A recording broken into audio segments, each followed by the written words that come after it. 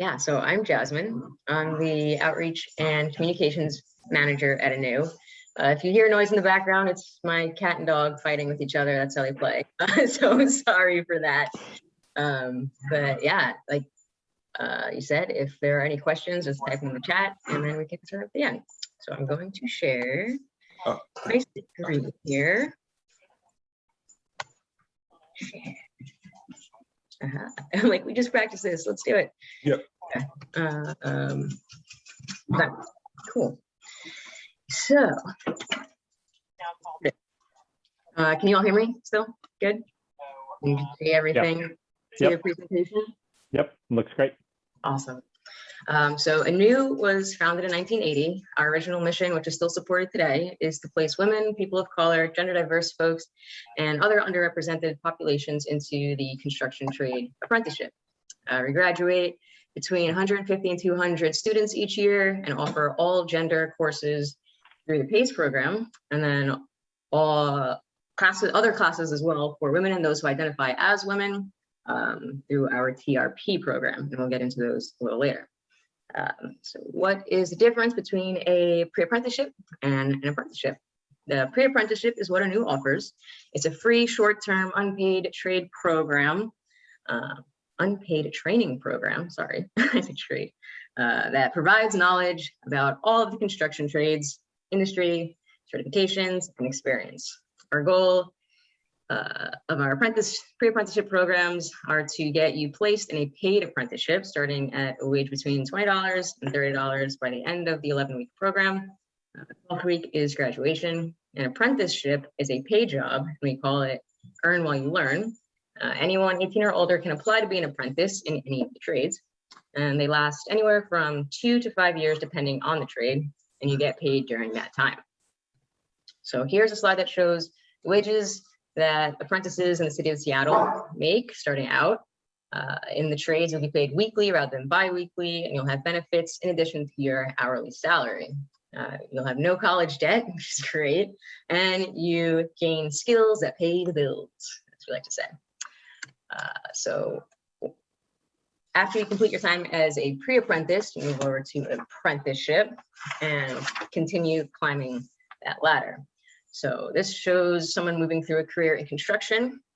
Pre-apprenticeship is the first step, and then going through that ladder is what we call journeying out. I know it's super hard to read, it's kind of small, but up top there you have foreman, superintendent, trainer, business owner. So some of the goals that people have when they come into our program. So ANU's programs are trade rotations program, again, for women and those who identify as, and then the pre-apprenticeship construction education program, which is for all genders. Both of those are located at our training facility in Kent. They're 12 weeks long. The TRP program meets Monday, Tuesday, Wednesday. The other one is Wednesday, Thursday, Friday. And they both start at 6:30 a.m., ending at 3 p.m. So what to expect? Start time is 6:30 a.m. Again, early is on time is late. So we expect you to arrive 15 to 20 minutes before start time to put on work clothes, personal protective equipment that we would give you, and then put things in your locker and do whatever else you need to do to get ready for the day. Physical education and physical fitness is very important in working construction. You don't need to come into the program in the best shape of your life. However, you need to be able to lift a minimum of 40 pounds in order to participate in our tryouts. And we will help you gain that physical strength.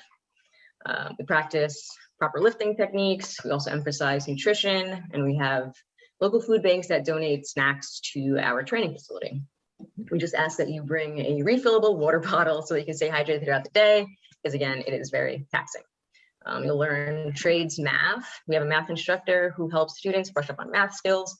Examples are like reading a tape measure and adding and subtracting simple fractions, which is not so simple sometimes when you haven't done it since elementary school, or learning how to measure angles for cutting wood and sheet metal. We know everyone comes in at different levels, so we make sure that by the time you graduate, you have improved in your math skills.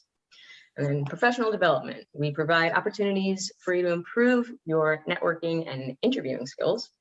do 2 rounds of mock interviews, and allow you to practice answering the types of questions you'll be asked in job interviews. The second round, we invite contractors and apprenticeship coordinators to come in so you can get some real experience, and then they provide feedback on your interviewing skills so that you can practice and be prepared for your interview when the time comes.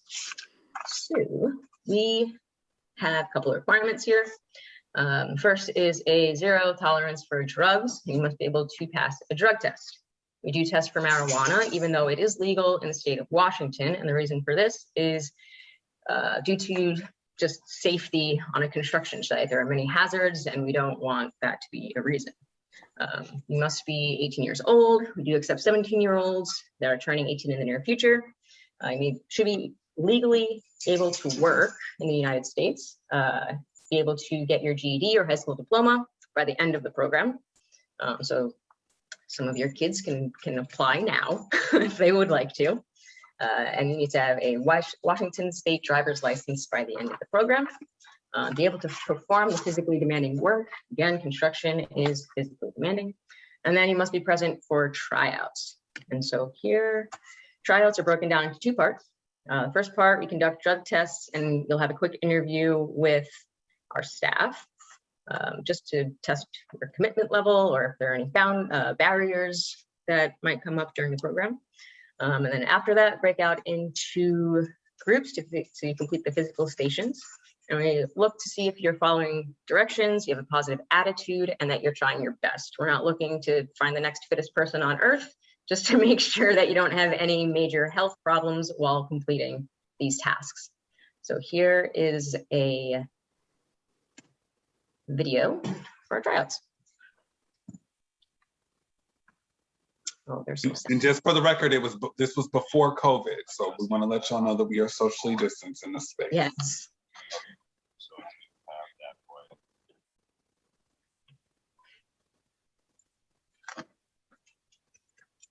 Oops, sorry. Well, I'm so sorry. Let's go back. Nope. Okay. Oh, okay. Clicked on something. Those Zoom times.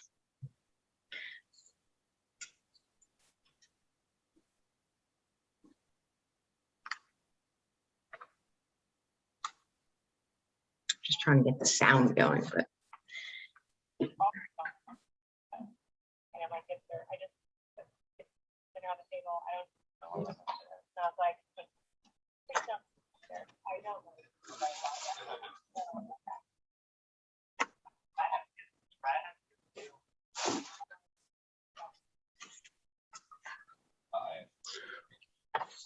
Well, while the video's going, this is just a great opportunity for people, especially our students that are getting ready to get out of high school. Not everybody's in the space to go to college. We are giving, especially with Seattle being more progressive in the spaces of construction, now that we're coming out of the pandemic, it'd be great to give our children who are getting ready to hit that age at 18, making $40 an hour, $32 an hour.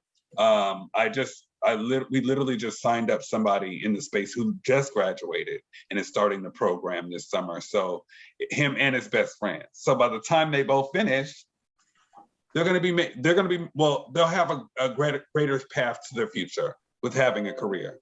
So just super excited about this program.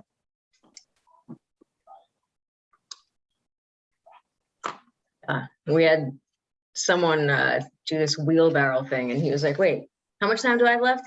I can get one more in. And he's like sprinting and pushing it up the hill. It's a little incline, but he's like, okay, I can do one more. Okay, I can do another one. And just people cheering each other on and having such a great experience only during tryouts, like before classes even start. So yeah, it's really fun to watch and see their excitement and enthusiasm in something such as the construction trades. Especially with this one. Yeah. We're just like, all right, how many cinder blocks are we going through? With people, it's like, all right, put them down, pick it up. And I can't speak for Jasmine, but I'm just very happy that they didn't ask me to do this before they hired me. But it's funny because I was trying to sign myself up. All right, here we go. After tryouts, after you've completed the program, what happens after graduation? So we are a state registered pre-apprenticeship program and are the longest running pre-apprenticeship in the country. When you graduate from ANU, you have earned a pre-apprenticeship certificate as well as industry certificates. So you have your OSHA, flagging, forklift, and we have a Rise Up, which is ANU specific. And then you also have what's called preferred or direct entry into a paid apprenticeship over someone who did not go through a program. You'll have knowledge of the different construction trades and the application process for apprentices. And finally, most important benefit is that when you're going to meet people who are actively hiring straight out of our program. Many contractors and apprentices visit our class and end up hiring students before the program is complete. And we want that to happen. Otherwise, conversations usually happen during graduation or right before to get students placed in jobs. And we've had graduations that are half full or half empty, or however you want to look at it, because people are already out in the field working and they like zoom in to join their cohort, the graduating class. So we also offer some support services called Apprenticeship Opportunities Project, or AOP. After you graduate, we don't just say goodbye and good luck. We work with our alumni for up to 2 years and to make sure that you are successful in your apprenticeship. Based on eligibility, we may be able to fund necessary items such as a gas card, bus pass, Orca card, or assistance buying work boots or other PPE, etc. Bottom line is we want everyone to have the opportunity to come through our program and be successful and be successfully placed in a family wage career. So if you move out of the area, this assistance is also offered statewide for all construction apprentices, even if you did not come through our pre-apprenticeship program. So next steps would be, if this is a good fit, enrollment form can be found on our website, and then you'll be contacted within 1 week to schedule a phone interview. And then during your phone interview, you'll be given all the information for tryouts, where to be, when, and what to bring with you. And here's what that looks like. If you go to anuaop.org, find an info session, click on one of those info sessions. Bottom of the page is the enrollment form. That arrow will not be there, but all of the other information will be. So yeah, that is me and our programs. Jasmine, how many pre-apprentices are in a cohort? Oh, I think, Deontay, backing up if this is wrong, but I think we try for at least 30. Because of COVID, we had to bring the numbers down. As we start opening back up, we will continue to start bringing more people in to the program, because we have some other things that are within the spaces of our outreach towards community members. Because when we say that we're inclusive, it's not just a trend. This is something that we mean. You know, whether our program, we do have we have so many different programs that are open to so many different diverse people in our community. But as of next month, we will be starting the first ever Infinity group for LGBTQIA community members in the trade space, which is important because we know that there's been years of people coming into the trades and leaving quickly because of the spaces of safety. With our ED, Karen Dove, inclusion is key for her and as well as for us. So yes. And is the pre-apprenticeship program for all the construction trades, or is it okay? Yes, so they will learn each trade, which is why this program is so great. So if you have someone who's interested in ironworking, great, you'll learn that. You'll also learn carpenter, plumbing, electrical, everything is so if you don't know what you want to do, it's a way to explore the different pathways that are available. Or if you think you know what you want to do, and then you find something else that you really like. Yes. Right. And then another thing, can you hear me? And another thing, like the program that I'm mainly a part of is the Passport to Apprenticeship program. Now that program, the eligibility window is somewhat small because this is the outreach to our people who have been in foster care. So, and you know, if we think about how impacted our youth are when they get to the aged out space, and we give a little bit more more openness for them to giving them a compass to really guide them through the spaces of community. So we're not just helping them in the space of construction, only specifically with the program, the Passport to Apprenticeship program, we're able to get them in any other trade. So that's culinary, that is cosmetology, that is welding. So that's really cool. And do the pre-apprenticeship programs work? Do they have like certain times of the year when they run, or is it, do they run all year long? Or? Well, they run they run all year quarterly. And another thing to highlight too is we're all around the state. So if you do have a young one who is graduating and saying that they're moving to Pullman, we can find them a resource out there as well. Okay.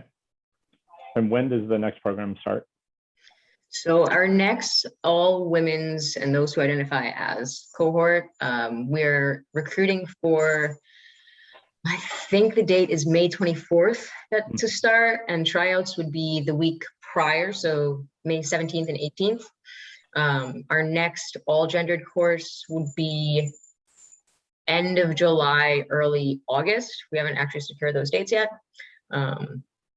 But yeah, that's when they're happening. The all women's one was actually scheduled to start in June, but we're just like, you know what, let's do it now because people are interested in it, and why not just get started early? So cool. Absolutely. Those dates can also change, is what I was saying. And Allison and Jamila, I hope I said your name right. We're a small group, so if you want to unmute and ask questions, feel free to do that, or to continue using the chat. That works as well. Thank you. Yeah. All right. Amy, are you ready to go? Yeah. Hi, everyone. I just wanted to start by saying, Jasmine, I really liked your presentation, and I wish I had a time machine so I could go back and learn all these trades. I know I can now, but my course is set. But it was awesome seeing everything that these students have for opportunities and be able to explore everything and figure out what they want to do.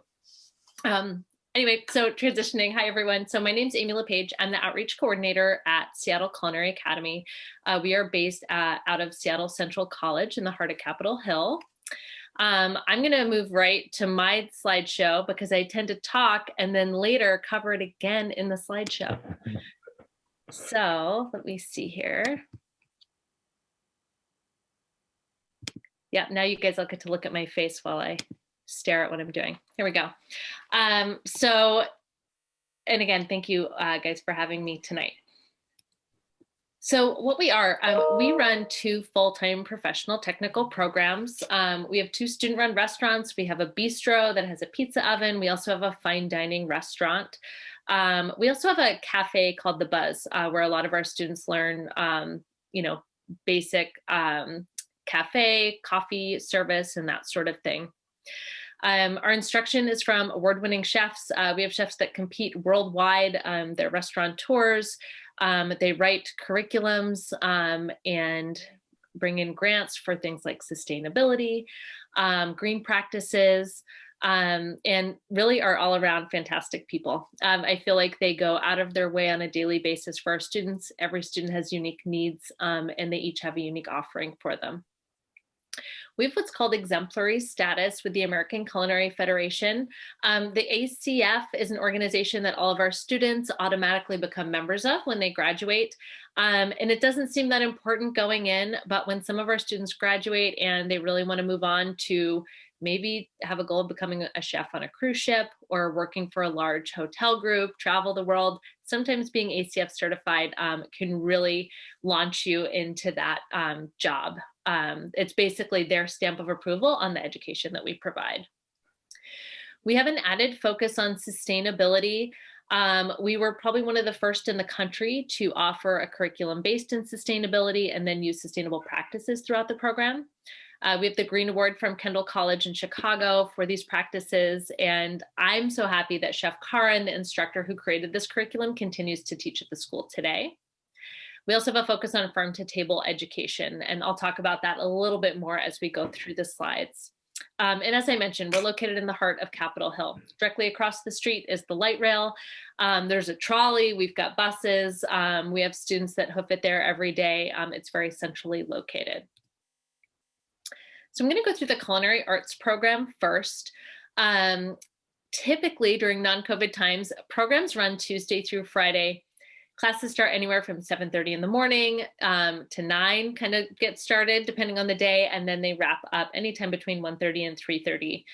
It's about 25 hours a week students are on campus. And again, now during COVID times, the schedule is a little bit different and students are only on campus for that lab in-person practicum time where they're in the kitchen cooking. We have found that cooking over Zoom really just doesn't do it. But the lectures do continue to be over Zoom just to maintain that safety for students. This really allows students to work in the industry. I would say 80% of our students do have a job in the industry while they're in the program. Some just get their foot in the door at that first gig when they're starting. Otherwise, they pretty much get that job once they start the program. And down the line, I'll talk a little bit about how they get those jobs. For most of our students, it's essential that they work while they're in the program. Seattle is not cheap. So we do have face-to-face and online classes, as I mentioned before, and it transitions really well. I know that when I've taken online classes, sometimes it's based out of Nebraska and there are probably 2,000 students taking the same class.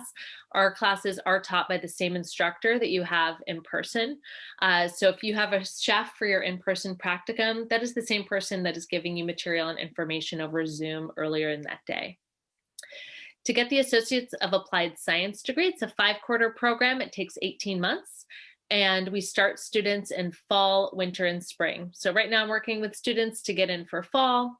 And then some students that need a little help with high school completion or some prerequisite classes to get at college level, they'll go ahead and start in winter or spring quarter. I'm not going to go through the tuition in any depth, but I'll give you a ballpark figure. The culinary program, it's right around $11,300 for the entire program. There are tons of ways to pay for school. And again, I'll touch on those at the end. And then just some of my favorite pictures of food here. One of the things I miss working from home, I miss the smells. I miss going through the kitchen and just hearing the pans and hearing the rhythmic movement of the knives. But I really miss stealing food from the hotline. When you're on campus, you're pretty much always tasting, and it's, it's part of your job. It's very important. But then all of our students are also fed while in the program. And then you're just making really fantastic food. Each and every quarter is highlighted by what you're making. So here in the culinary program, on the top left there, we have a student that is plating up what's called their Chef of the Day project. And then the dish below and the dish to the right are also part of her Chef of the Day project. So in her final quarter, it's like this capstone where she's developed a menu for 8 to 10 people.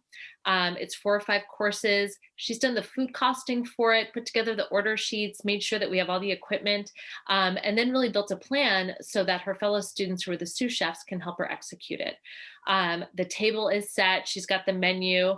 Everybody cries, usually like a little fear crying, and then everyone cries out of joy at the end because it's really beautiful.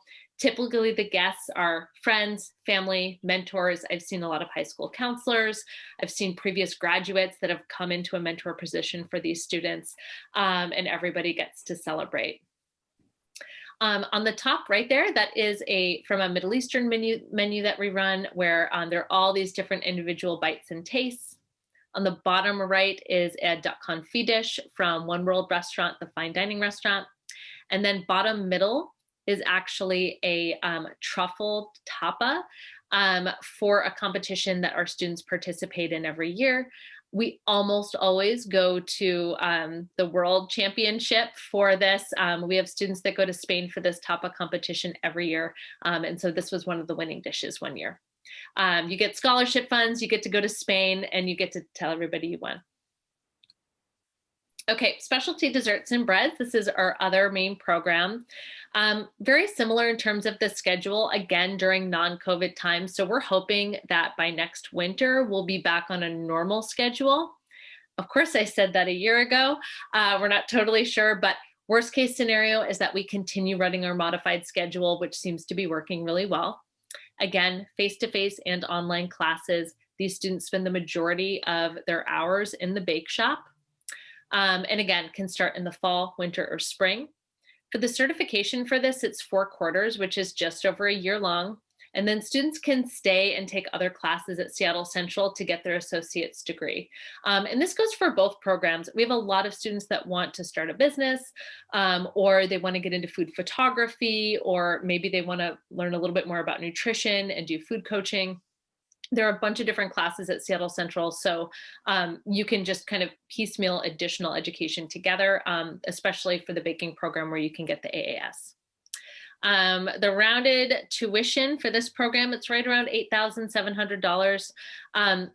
Again, you know, as a community college, it's a pretty affordable program, but it is an investment. And again, I'll talk about the funding in a little bit here. Oh, and some of my favorite baking pictures. Actually, let me go back for a second. These cakes, our students participate every year in what's called the Dessert Dash, which sounds delightful. They make like 40 cakes that get donated for the Believe Gala auction. And basically the people at the tables, they put down a dollar amount, and basically like the table that sponsors the most, they get to grab their dessert first. So if your table donates a lot of money, and this is all scholarship money, and so there are people from all over the city that participate. And so because we benefit from those scholarship dollars, about $500,000 a year to students in our program and similar programs, the way that we contribute is by baking cake, which is really my philosophy in life, is my contribution is baking cake. It's a great way to contribute. And then here's some other photos. On the top left there, this is a pain au chocolat. Everyone teases me. I still call them bear claws. I don't know if anyone else does. So these are laminated dough items. We do them really, really well. Top middle, this is a sphere. If you're into watching some of these cooking shows or these baking competitions like me, inside that chocolate sphere that's been specially sprayed, there's another dessert inside it. And so you have to crack to get into it. On the top right there, there's just a little bit of pulled sugar work. And then along the bottom, some of my other favorite things. So students learn how to make wedding cakes, celebration cakes, and that sort of thing. And then the bottom right, maybe my favorite are our breads. As our breads instructor says, we like to really geek out on fermentation. So we do a lot of naturally leavened doughs and breads. So very few yeast added items. And some students come in and they decide they want to do cakes, or they want to have a cupcake business or do this, and they leave bread bakers. All right. Just a little bit, because in the next year, we are still going to be probably running some modified operations. These are our students in action. When I took this picture, we were all like, wow, people inside together. Now it's not so out there. It's a little more normalized. But this just shows our face-to-face practicum. And again, as I mentioned, we have our online lectures, but then our in-person classes. So all of our students, they have masks. Everybody gets a nice little face shield. Definitely not like the ones you probably get, Jasmine, in the welding portion of your program. These are flimsy, but it does keep the germs out. There's a daily health check-in, so a SIM check as people are coming in to the building. And then the campus right now is generally closed to the public. Again, kind of heartbreaking, because what we do is feed people, but we're making it work for now, just like all of our students are in their kind of side hustles through this pandemic. Pretty much all of our students were laid off from restaurants a year ago, and they've all come around to do different and unique things. A lot of them are doing prepared meals for delivery. And right now we're kind of planning some of these makeup celebrations that have been put off for a long year. We've had a lot of entrepreneurs come out of this. And I think a big part of it is from kind of the side classes that students are taking, learning about food costing, doing inventory, menu writing, and even how to start a business. Just some more fun pictures with masks. On the top left, there's one of my favorite chefs, Chef Barron. In addition to teaching second quarter, he also he's an avid fisherman. And then he takes students out sometimes to go mushroom hunting and foraging for some wild things. On the top right there is one of our students. He's standing in front of the walk station. And this is like the real deal walk station where you're moving the walk and there's flames coming out. And I just always marvel at this. It's also my favorite place to get some food. what I like about this is that students, they really have the opportunity to work with equipment that they wouldn't necessarily get if they learned on the job. And a lot of people do learn on the job, but there's such a broad range of food. We are definitely an international foods program. And so students get to work with spices and ingredients and flavors and learn the cultural history of a lot of different foods and ingredients. And then the bottom there, just 2 students. This was my old example of 6 feet apart. And now I'm realizing it's more like 4. Just a couple more photos. So on the top left, this is one of our pristine kitchens. It's a very European inspired kitchen. It's also empty in that moment and gleaming, shiny. I like this because this is where students are doing their fine dining. They do all of their project work in there. So they might be doing some scientific techniques or doing sous vide or making ravioli or working with our fishmonger, learning how to perfectly fillet a salmon. This is one of our favorite kitchens for all of those sorts of things. And then just a couple of other photos. So opportunities beyond the classroom. A lot of our students do want to travel while in the program. We definitely have field trips. We go to Spain, Italy. We recently started, well, not recently, I guess a little over a year ago, started one to Oaxaca, Mexico. There are a lot of really great places we go to. But I think the really special one is when students are graduating, they have the opportunity to do an externship. We link students up with Michelin star restaurants in Spain and other parts of Europe, where sometimes they're staying in the home of the chef owner, and then they're going into work every day and they get 6 weeks of experience cooking in a restaurant that they never otherwise would have maybe gotten their foot in the door at. Many are asked to stay, some do, some come home, but it's just another way to get around the world. Me personally, I've been in the industry 20 years and cooking has gotten me out onto the ocean, to other countries, other parts of the United States. It's an excellent trade and skill to have if you're interested in traveling. We also have students who compete. So I mentioned the tapa competition. We also do a truffle competition in Soria, Spain.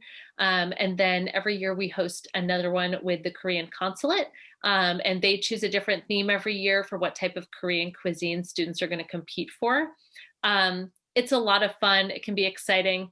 It might not be a top chef level competition, but it really is fantastic. It's fantastic and it helps students exercise those competitive and creative muscles. Our students also volunteer for various events. We're connected with Burning Beast, the Skagitonians Dinner, Incredible Feast, Art of Dining, and then other community involvement, Les Dames d'Escoffier, Fair Start, Chefs Collaborative, and then some others. Probably my favorite immersion that we do is a field trip to Quillisasket Farm. Our chef instructor, Karin, the one that I mentioned before, she raises funds for 10 scholarships for students to go in the summer, where basically you live on a farm for a week. Some people come with their family and friends. You do everything from goat milking and cheese making to beekeeping. Students learn whole animal butchery, take farm tours, learn about gardening, and bake bread in the wood-fired oven, and get to know your classmates really, really well. As far as employment goes, these are some of the ways that we help students get their jobs. So there's a newsletter that goes out 2 times a month. That's kind of like the autopilot, simple way. Many of our students get their jobs from working directly with our faculty. They're relatively small. So during non-pandemic times, we do take 28 culinary students and 17 baking students. And that really allows the instructor to get to know each student, figure out what their special skills are, what they're interested in doing, and then help make that connection to industry. It really helps get the foot in the door for a lot of our students, especially those who aren't quite sure what they want to go into yet. There's also, a career services center through Seattle Central. So all of the support groups and offices through SCC support our students in our programs as well. And I won't go through this part too much, but if students are interested, basically they work directly with me on applying to the college. There is no cost to apply to Seattle Central College. Students, they get their ID. if they're interested in our program or in maritime studies or wood tech or any of our other programs, they would take a math and English placement, basically just to test into the program. Very few students need to take kind of a pre-approval classes, but I work with students, I take them on tours and show them around. And so there's no way getting around me, unfortunately. But students are approved on a first come, first served basis, and we pretty much fill up. So if you as a student, or if you're a parent of a student and they're maybe interested, I'd recommend getting started in the next month or two. As far as paying for school, I always recommend students complete their FAFSA and then try to not spend the loan money that gets offered. There are a lot of grants out there and available for students. Scholarships, again, there's $500,000 of scholarship funds that come out through Seattle Central. Some are very specific to our programs, especially to women in our programs. Workforce services, there are a lot of different ways. So if a family is getting any kind of food assistance, is on unemployment insurance, or is exhausted unemployment insurance, or is experiencing some other kind of reduced income situation, these students are eligible for grant funding that can pay for some or all of the program. We have a lot of success through that. And then they get that added level of counseling as well. Students can also do work study where they work at the college as they work their way through. And then I always put down here emergency funding. There are a lot of extenuating circumstances and a lot of ways to help students in need, especially this past year.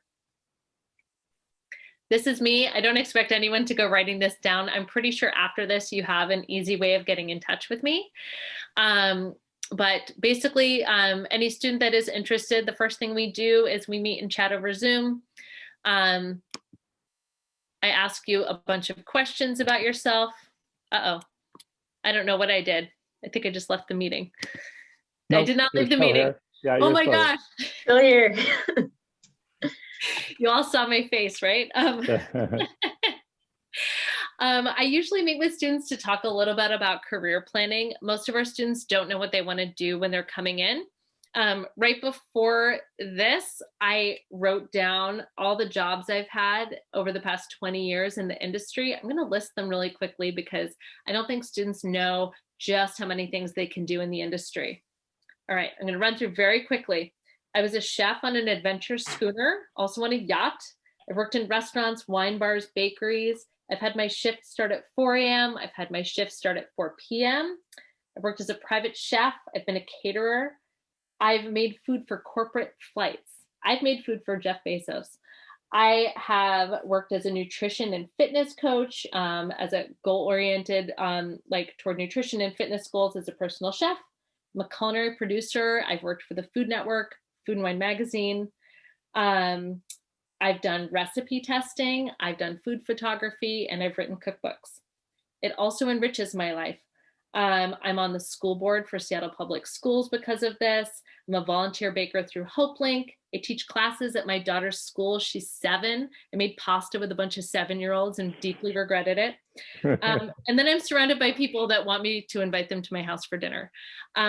Being in the food industry truly enriches my life. It seems to be a very interesting career. So people are always kind of picking my brain about things. So it's not just about getting a job to go into a restaurant. My dream is to have my little B&B by the sea where I get to make small plates of food. I'm also a realist, so I'm not totally sure if that's going to happen, but many of our students come in with food truck goals, restaurant goals, and many of them do see those dreams come true. And there's a different path for each and every student to get there. So anyway, that's everything I have. I know I've talked straight for 17 minutes. Happy to answer any questions directly, or we can also wait till after. Amy, I have a question about Seattle Promise. Is that not covered? Does that cover this program? It does. Yeah, we currently have, oh my gosh, you know what? I did not even add that in there because I'm not always speaking to Seattle Public School students. So Seattle Promise it picks up anywhere other funding leaves off. And so this past year, I think we had 8 Seattle Promise students start the program. Yeah. Okay, good. Yep. Juanita Ferguson is the Seattle Promise advisor that all the students come to me through. Good. And Allison asked a question about exposure to diverse food cultures, and you kind of touched on it. Can you talk about like how it's structured in the program? Sure thing. Is it like intentional, and is it in every class? And yeah. Yep, it's in each and every class. So first quarter is really based in foundation work. So if you went to culinary school 20 years ago, you would learn classic French cuisine and technique. You would have chef deniers that there's any other kind of food out there that's worth even talking about. We're very much a world cuisine focus. So once students start getting into the program, every day in second quarter, they're making food from a different part of the world. Students are also encouraged to do individual projects where they take a family heritage dish and they turn it into a restaurant quality dish. And then the students learn from each other from that. I know even our instructors learn about Turkish cuisine that maybe they didn't know something about before, inspiring them to travel, research, and bring in new ingredients. So second quarter is really focused on around the world foods. Again, different menu every single day. And then in third quarter, students run through 4 menus. We do an Italian menu, a classic French menu, a Cajun menu. So they study New Orleans style cooking. And my favorite part of that is really learning about the history of New Orleans food. And then an Indian menu. And so that's third quarter where you take kind of a deeper dive and you learn how to operate a full restaurant menu, like we are an Italian restaurant for 2 weeks, and then we are a French restaurant for 2 weeks. And then as students go into fourth quarter, we do fine dining cuisine around, let's see, it changes always. Chef Karin is always pulling in, basically doing what works for the season. So I'm just gonna list all the different menus and students may or may not have it. Danish, Spanish, modern French, which is a little more exciting than classic French, Pacific Northwest, Pan-Asian menu, a Oaxacan menu, Middle Eastern. I'm trying to think about where else. Every now and then she'll pull in some other kind of menu, especially if there's a reason, like if there's a special ingredient, or if something falls around a certain holiday and there's an opportunity to bring it in, then she'll do that. Great. And Allison and Jamila, just in case you're not aware, the Seattle Promise offers free community college. I hope I get this right, Amy. So correct me if I don't, but it's free community college for 2 years for any Seattle high school graduate. I think it's right? Up to 90 credits or 2 years. There's always like a whichever comes first. Right. You can get through our entire program with those funds. Yeah. Good. Thank you. It's a great benefit. So it's good. It is. On people's radar screens. Okay. Yeah, Tracy. Tracy, ready to go? Yeah. From Ajax. Man, how do I follow all that great food stuff though? That made it tough. That was great, Amy. I'm like, yes. I wish I had food waft smells I could send through. My job was. I was like, can I enroll in this program? I know exactly. I want to enroll in yours. You want to enroll in mine. That's great. Such great opportunities. Well, hi, everyone. My name's Tracy Turcott. I'm the Youth Apprenticeship Manager with AJAC, the Aerospace Joint Apprenticeship Committee, where we provide apprenticeship education to small to medium-sized businesses in Washington State. We work with both aerospace and also advanced manufacturing. So I work in the world of manufacturing. Now, it does say aerospace in our name, but we actually work about 50% with aerospace, 50% with advanced manufacturing companies.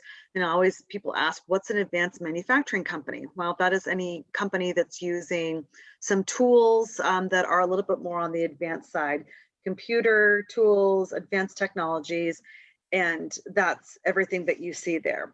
So, you know, right now with the aerospace industry, it's kind of it's an indifferent time right now with a lot of the stuff going on with Boeing planes, but we're going to see an upturn in the aerospace industry, you know, 2 to 3 years from now. That's what a lot of our partners have been talking about. So with that, you know, we also look that Washington has a very diverse manufacturing industry. So a lot of our people that we work with are in the food processing, especially with the seafood industry around Washington State. On the east side of the state, we have a lot that has to do with food processing with a lot of the farmers that are over on the other side of the state. There's maritime. A lot of people rely on the maritime industry to get us to and from with our ferry systems. Medical fields, there's also things that go into construction trades. And when I'm sitting in a classroom, I tell students to look around the class, and pretty much everything that you see here has come from a manufacturing plant. Some states have a little bit more stronger, some not as strong. Here's how AJAC works. So what we do is we work with the actual manufacturing companies to provide training opportunities. Now, when students or anybody looks at our bulletin boards or if you see the colors behind me, it looks a lot like Boeing. So students will generally ask, are you guys Boeing? I said, well, we're kind of a cousin to Boeing. We're loosely related to them. We've been around for 12 years and we are a nonprofit organization, but we did have some help from the state to get launched. And Boeing was part of that to help us get launched. The reason why is those small and medium-sized companies that we provide the training for, they're making parts that go into Boeing planes. So Boeing doesn't make all the parts that go into their planes. They rely on hundreds of manufacturing companies to provide those parts. So what they want is to make sure that those parts come from a manufacturing company with a skilled workforce. So I also talk a lot about apprenticeship and what that is. When we go to presentations at schools or community events, a lot of times there's always the question of what exactly is apprenticeship? How is it different than an internship? So just like what Jasmine and Deontay mentioned earlier, you know, it's an earn while you learn model. So what it is, it's paid on the job training. And I always laugh when you say that at 7:30 in the morning at high school, everybody perks up because they hear paid on the job training. Now, anybody can call a training program an apprenticeship as long as they're getting training while they're getting paid. But there's some basic fundamental differences between an internship and apprenticeship. Internships generally are listed as career exploration, try a trade. Is this something that I really want to do? I just kind of want to get a little bit of feel of it. A lot of times they are unpaid, they don't guarantee a job, and you're very limited at the things that you do. With apprenticeships, you're working from day one, and you're generally earning you're earning a paycheck from that first day that's there. In Washington State, we have something that's called a registered apprenticeship. A registered apprenticeship lives in the Department of L&I, Labor and Industries. And what that means is that if you go through a registered apprenticeship, at the end of your apprenticeship, you'll get a registered nationally certified journeyman's card. So as you are training, you're an apprentice, and as you graduate, you're now a journeyman. Now, with that nationally certified journeyman's card, you can go around to any location that has these jobs that are listed and say that this is your bachelor's degree, your certification that says you can do this job that's there. So a couple facts when it comes to a registered apprenticeship. In Washington State, if you're in a registered apprenticeship, you get reduced college tuition, you get wage progression, and then you also get one-on-one mentorship in that apprenticeship. So you can go to a shop and they say they have an apprenticeship opportunity for you to work one-on-one with somebody. Or you can also go to a shop where they say, hey, our apprenticeship is registered, so you're going to get those benefits of being registered in the state of Washington. Now, here's what apprenticeship looks like. On a scale of 100%, this is my very highly technical graphic right here. 93% of your time is spent on that on-the-job training aspect. That's the OJT, and you'll hear that a lot of times when it comes to the trades out there. So for our students, what that's going to happen is that's going to be your machine shop. So while you're working in the manufacturing industry, you're working with a mentor one-on-one, learning all of their practices. Now, the rest of that time, that 7% that's left over, that's what we call RSI, Related Supplemental Instruction. That is the college class, that theory class that's there to help support that 93% of the on-the-job training. Now, how we work our apprenticeships looks like this. We make it so, since we work with these manufacturing companies, they nominate people on their shop floor to go through our apprenticeships. So we have classes like anew. We do fall, spring, and winter. We don't do classes in the summer. So we work with these manufacturing companies and we say, who would you like to nominate to go into this quarter's apprenticeship? And generally they have them already vetted or picked out to go through that. Classes are held one night a week. They're 4 hours. And so it's one class they take per quarter while they're still working full time. The benefit of that is that someone can still get a livable wage job while they're going to college that one night a week. Now, with that 1 night a week, 4-hour class, a lot of times the employers will reimburse you for that college tuition. So with that, it's nice because I would say probably right now we have about 90% of our companies that do provide that reimbursement. So we get a lot of people that look at apprenticeship training for a debt-free education solution, which is really, really attractive to a lot of people out there. Now, what do the students do if they do some of our apprenticeships? So we have a short range of some of our programs, but generally this is how it works. For the apprenticeship, just to give you an idea, we tell them you have to have a certain amount of hours for your on-the-job training, and then your classes will just go in conjunction with that, adding up to the different credits for the different programs that we have here. One of the most popular ones that we have is our machinist program. The machining program is 4,000 hours, excuse me, 8,000 hours, which takes 4 years to do.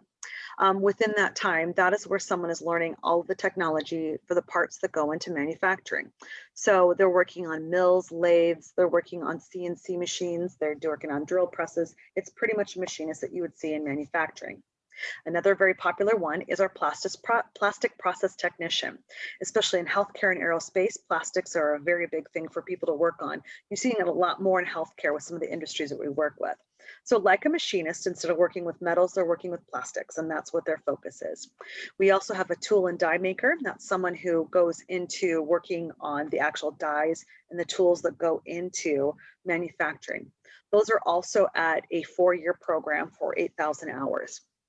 We have something called an industrial maintenance technician. The industrial maintenance technician is the person that actually works on the machines that make the parts that go into manufacturing. So we always say that's a really good transferable skill program. Someone who's done mechanics, someone who's done a lot of like construction technology when it comes to machining. That's the person that wants to focus more on that mechanical mind that's there.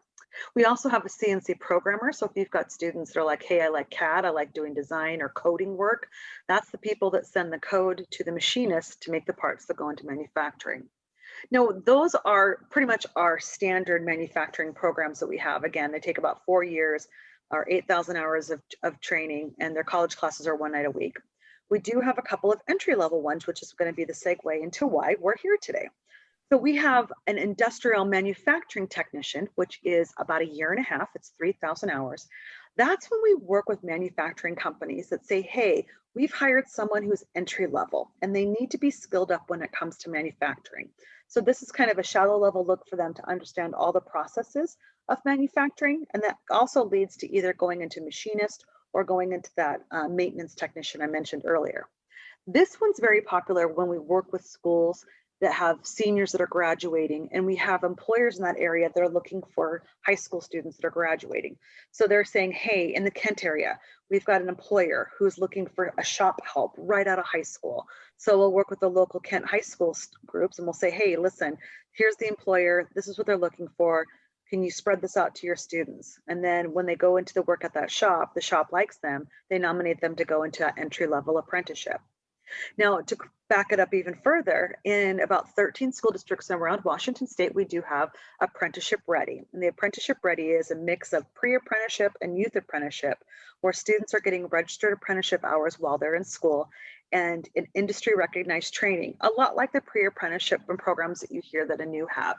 It fits that same need for that student that's on that cusp of, I'm in high school, I want to get some exposure, and I also really want to start looking at apprenticeship.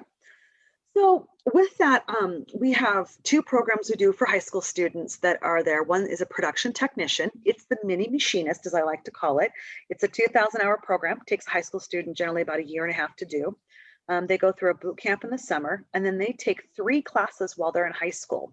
And their classes are either during the day, if the school supports that, or they're after school for an after-school program that's there.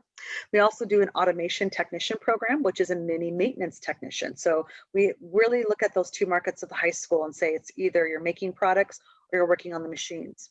And one of the things that we look at is whenever we go to a school district to say, hey, which one do we want to launch? We look at the employers around that area. So if we have like Bellingham, where there's a lot of the seafood industry, food processing, we're going to look more for maintenance because that's going to be what they need for their shop floor. When we look at areas like Tacoma, where you have a little bit more aerospace, then we do production technician, where that's where the parts are to go out of there. With the Seattle School District, it's we've done a small program down at the Skill Center at Rainier Beach. We're kind of took a step back to look at that one and looking at some summer programming. We don't have the information for summer programming yet, but when we do get it, I'm going to send it out to Ed and Sochi, so you guys have that to send to your areas. But for the last 4 years, we have hosted a youth program in a few of the markets around the Seattle area. And it was really nice because we had students that came to us because it's exactly what everybody talked about in the beginning of the presentation. Not every student goes to a four-year college, and not every student is attracted to that model of a four-year college. So when I'm in classes and I say, hey, how many of you guys really do better when you're in a hands-on class and you're building things with your hands? Most kids will raise their hands. I said, if you're like me and you put a textbook in front of me, I start crying. But if I had to build a volcano and make it explode, that thing was going to be the best volcano ever. And that's where a lot of our students who come to us say, that's how I learn. And that's the kind of environment I want to be in. With apprenticeship, that one-on-one model, we find so many students and families come back and say, thank you for this, because, you know, I wanted to go into aerospace. I wanted to go into manufacturing. I wanted to go into engineering, and I wanted to learn a little bit more about what that whole world of engineering and manufacturing means. So we allow them to have these programs in high school.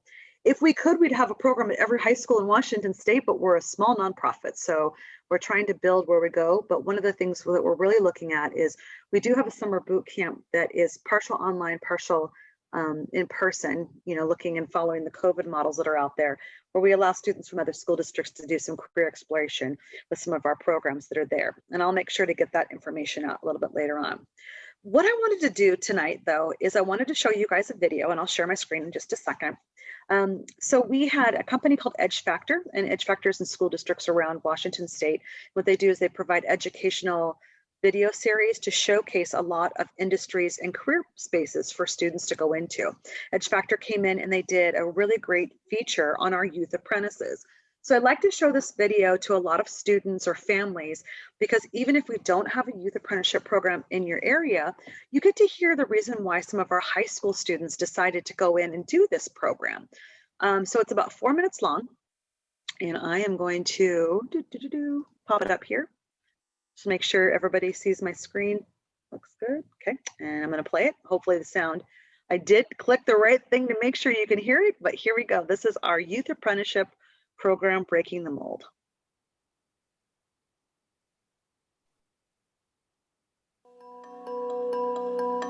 Can you guys hear the sound? Is that good? Awesome. Thanks, Jasmine.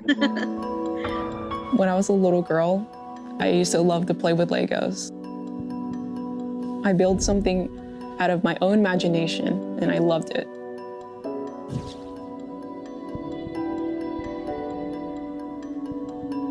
When I was younger, I liked doing a little bit of wiring and stuff. I rebuilt an engine, Chevy 350. My mom actually gave me the idea. It's like, hey, you should go into engineering.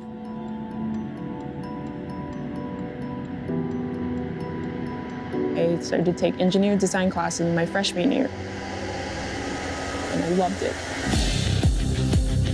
I learned the youth apprenticeship AJAC through my engineering design teacher. So I heard about the opportunity for this through my mom. She just mentioned that this was the first year of the apprenticeship through AJAC.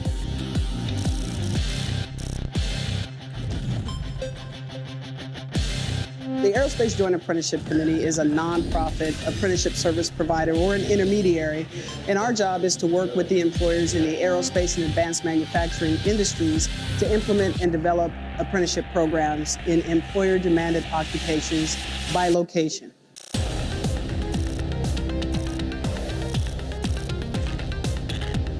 So I decided to take a chance and do it because I wanted to challenge myself and get to know more about engineering.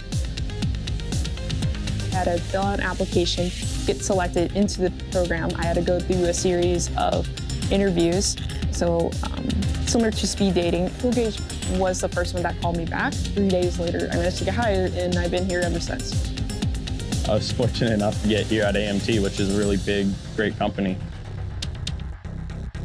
This was my first job, and I didn't have too much of the manufacturing or machining backgrounds. I haven't had any experience with any CNC at all, or machining or manufacturing. What I would have thought of manufacturing was like just put on a part and it goes down the conveyor belt, you know, but it's a lot more than that. Now I know a lot more after 5 months of working here. I like to being able to work in the field of aerospace and create airplane parts. I was impressed. Well, just being able to take a raw material and turn it into a finished part, just using simple machining operations, it really gets me going. The youth apprentice classes are in the evenings. Raquel's able to go to class at night, and she learns things at school, and then able to come in the very next day and then start to apply those things actually in a job setting. Every day, I just think about this opportunity I was given, and I just want to take it to the fullest extent. Go in the AJAC classes and learn as much as I can. We are looking for the types of individuals that are willing to learn. It's really that simple. Are you willing to show up to work on time, ready to go, willing to learn and make parts and work with equipment? The classes that I take after school, sometimes they really improve what I know and really gives me a foothold on my future career. There's really no limit of what you can do through this company and program. In the state of Washington, if you are an apprentice, you have 50% reduced tuition. You have college credit attached to each one of your classes. So it's on-the-job training. So I learn while I earn. As their skills increase, so does their pay at a certain step. Once they go through the program, they have the opportunity to earn up to $28,000 in a 2,000-hour program. It's a major head start out, an amazing experience. Summertime, I was full-time. Even part-time, I was still making good money. For me, I'm always going to keep striving. And I plan on staying here as long as I can.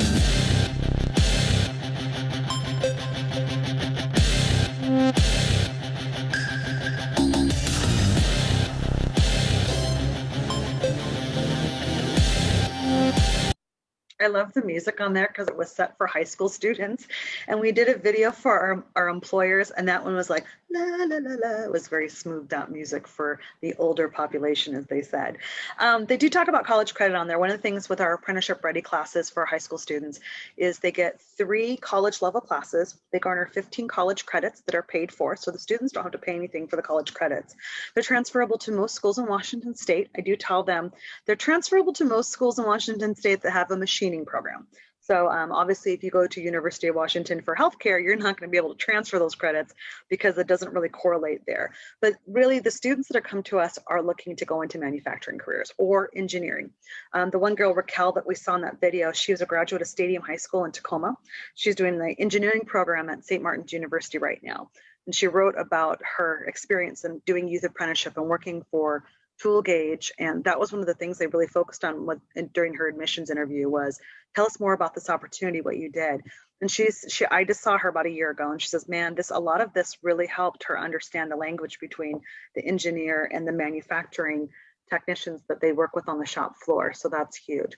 So we have students that might go through apprenticeship ready at some of these school districts and decide, yeah, I want to go into apprenticeship as an adult. I like that. Some of them decide they want to go to college. Some of them just like to work. It's amazing. There's a group of students out there that just want to work.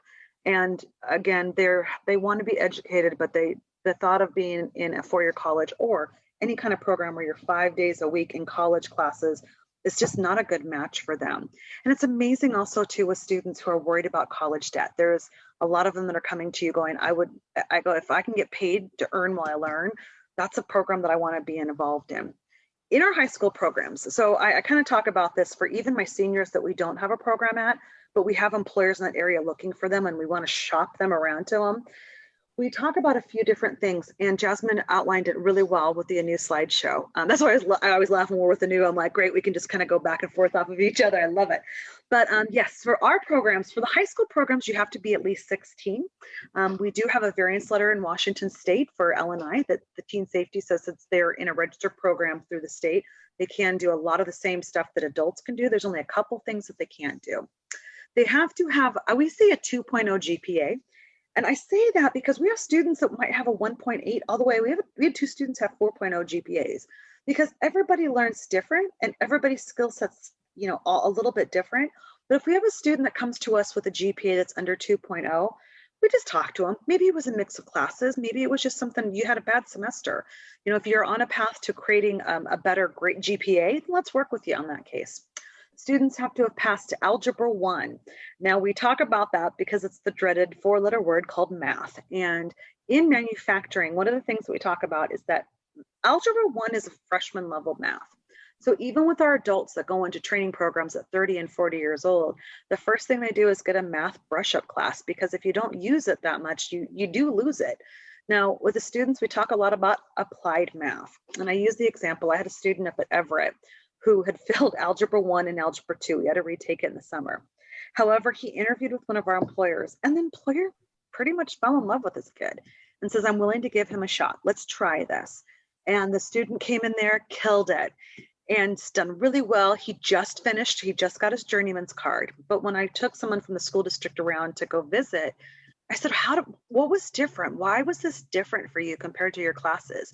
And he says, my mentor showed me a different way to look at math, and it made sense. And I'm like, could you please speak into the microphone so we can record that? But so many kids need to hear that these days. So, you know, if you like math, that's great. If you love math, that's great. If math is maybe not your forte, but this seems like a skill set or an industry you want to go into, don't let that stop you, because you'll find a different way to look at math. What for us, because there's an employment piece, we do talk to their current teachers to make sure they're employment ready. And just along with the other stuff that was said before with the new is that 90% of manufacturing companies are going to drug test, especially in aerospace. If it flies, you can't be high. And there's a traceability factor when it comes to a lot of parts in aerospace. If you have a plane that goes down, they trace back every little piece, and they look at the safety records that go into that.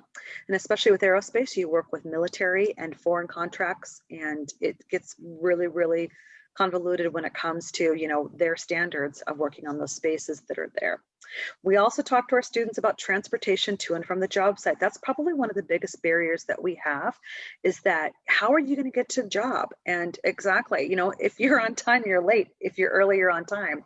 But when the students, you know, a lot of them, especially working in the urban areas, when we work with our Seattle, Everett, and our Tacoma students, a lot of them rely on the bus. So when we put them in front of an employer, we want to make sure that it's going to be a route that they're going to be successful getting to their job site. That's if they have a backup with someone to drive them to work, that's a big thing. And again, they do have to be able to work in Washington State. So having that barrier saying, hey, I am able to work, that's great. So that's a little bit of a snapshot of our program. I will end it there so then we can go into some questions and answers from that part. So I'll give it back to Sochi and Ed to take it from there. Oh my gosh. Yeah, I was going to say that you guys all did so great. I feel like we, you know, sadly we didn't have the turnout we thought we might have, but Allison stuck around. Allison, do you have any other questions while you're here that you might?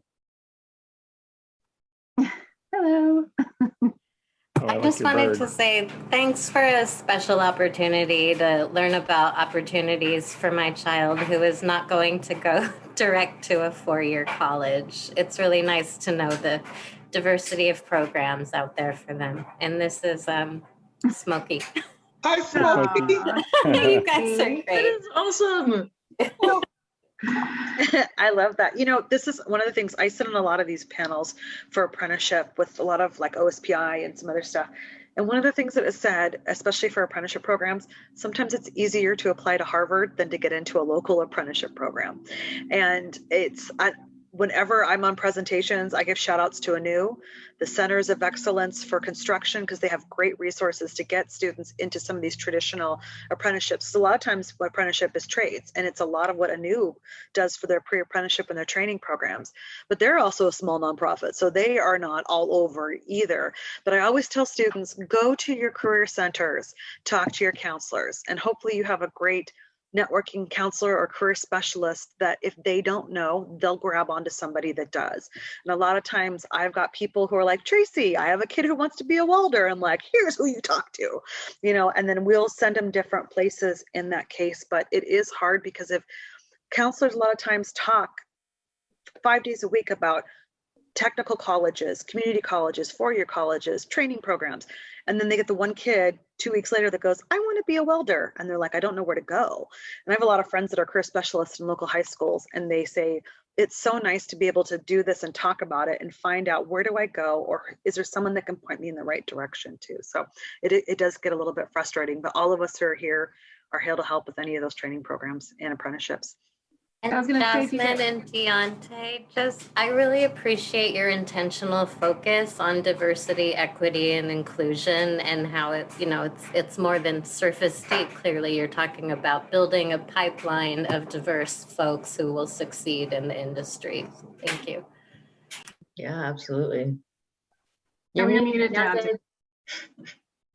It really means a lot. You know, me and Jasmine was talking about this over lunch the other day, just about, you know, we haven't been in the spaces of apprenticeship, but a new stuck out for us because it's a vision, a new space, especially coming out of the pandemic, and supporting young youth, older adults, young adults, non-binary folks in our space. It is so, it's just so important for us to be in the space, and it feels great to be in the spaces of all of you.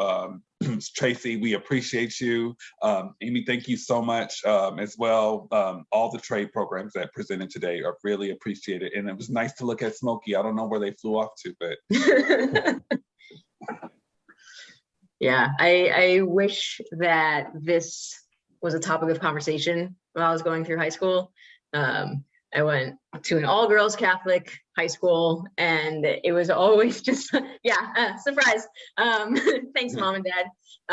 But all-girls Catholic high school, and it was always just like, oh, we have like these numbers going to college, and this is like what we're striving for. Which is, like I said, it's great, but it's not for everyone. Like your video started, Tracy, and I was like, wait, I was that kid that played with Legos and had my little like marble set and like was creating these different things, like super intricate things, but trades was never a topic of conversation. And I also know, like, so I went to college. I studied, sorry about that. I studied graphic design and photography. Started my career in corporate America for 6 years. And then realized I was like, okay, we're not here saving lives. People are acting like we're saving lives. We're really not. So moving into the nonprofit sector industry of construction, completely different, and just being like, this is a perfect fit because I am here helping people, helping students, helping adults get into something that will help them in the rest of their lives. Like that's what feels right for me and from the work side.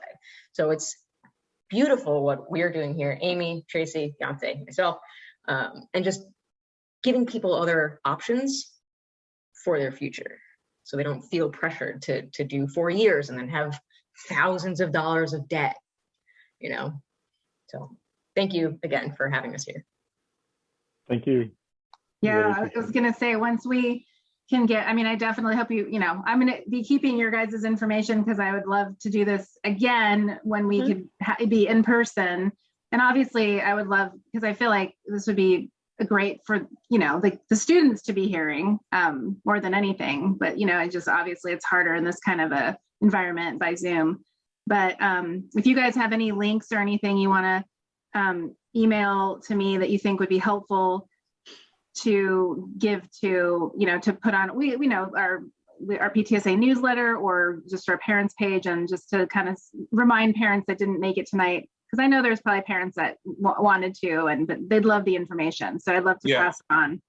So if you guys want anything like that, send it my way and I can definitely share it. And we definitely want to repeat this, and hope, that you don't take offense to there not being very many people tonight, but that's not for lack of, I'm sure, many interested people. So absolutely. And we'd be more than happy. We do it during the day as well. So if there are like those groups of students, I know, I'm not sure what kind of groups they have now in school, but that would be interested in just like a presentation. Some people like it's in a way to get them out of class, but some of those seniors that are going into those spaces don't know what they're going to do when that bell rings for that last day of school. And we want to make sure that we come into that space and to even do this again for those youth, give them an hour out of those Zoom meetings to talk about the future would be amazing. Yeah, cool. I'm glad you guys are on board with that. Thank you so much, all of you guys. Really appreciate it. Thank you very much. Thank you for having us. Yep. Yeah. Everybody have a good night. Yeah. Have a good night.